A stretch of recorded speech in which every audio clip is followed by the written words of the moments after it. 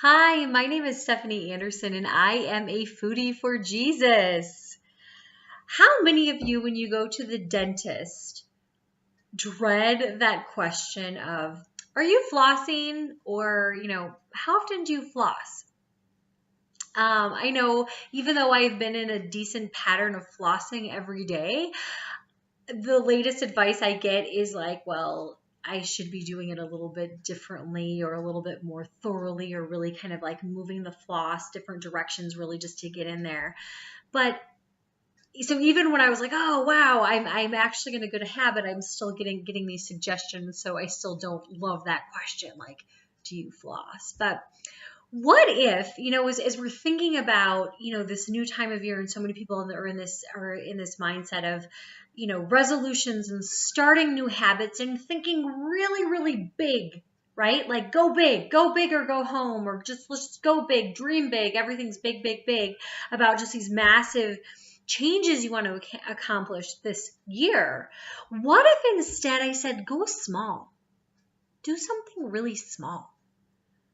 What if we said, just floss one tooth? Just floss one tooth. Like, how ridiculous does that sound? But what if you set that as your goal? And what would happen? I think the reason we all laugh about that advice is because, well, what really would one tooth do?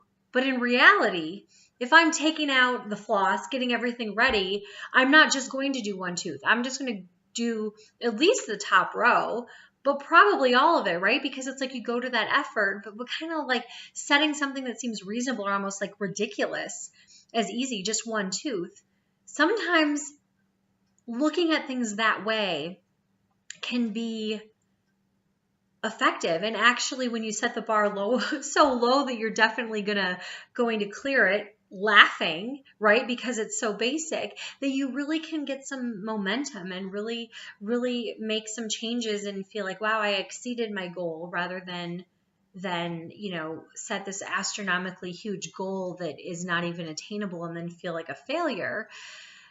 Okay, so what does flossing and what does all this have to do with food and foodie for Jesus and all of that? And the reason I'm bringing this up is that, I want to challenge you to think small instead of think big, and go small instead of going big. So if you're thinking about some massive food changes that you need to face, like, so that was definitely the predicament that I was in and was really desperate.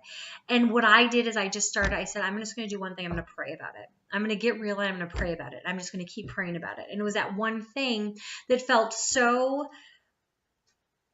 I think of it, it seems ridiculously easy, but it dug up so much and it made me just so real and vulnerable. So from like an action and activity and saying a prayer, wow, that doesn't take a lot of time and you could do that. But that depth that I had to go to and really that surrendering, it's like that one step opened up so many other things that through Christ I recognized that I needed to do, and ultimately resulted in this massive change that no behavioral program plan ever would have done. And so when you think about that, or maybe you're thinking about, like, wow, I want to, spend more time in the Word, and you pick up this Bible and it's like, wow, there's so much in there. Where do I even begin? Is what if we just took one baby step? Like, what if you just picked one verse and said, you know what, I'm just going to read one verse today. Or I'm just going to memorize one verse. I'm just going to really get to know one verse. What would that look like? What would happen? How would that one verse then snowball into something bigger and better and grander than anything you could possibly imagine?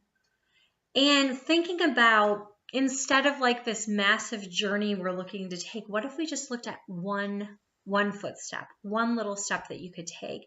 And there's actually a passage, in Psalm 119, such a rich chapter in the Bible, and quite lengthy as well. And it's just like, oh, there's so much beauty in this chapter, in this psalm.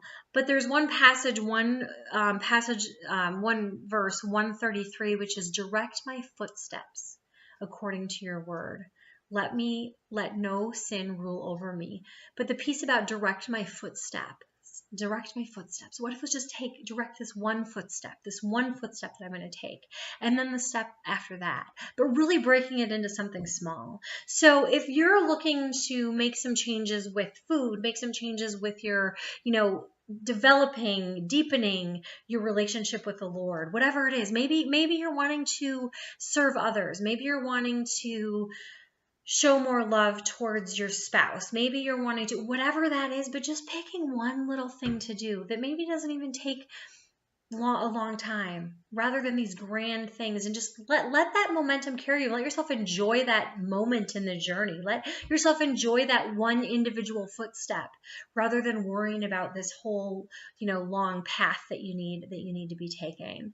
One of the things that with running that relates, I guess, a few things. And actually I shared this over 20 years ago when I was interviewed for my job with the company that I'm still working with right now.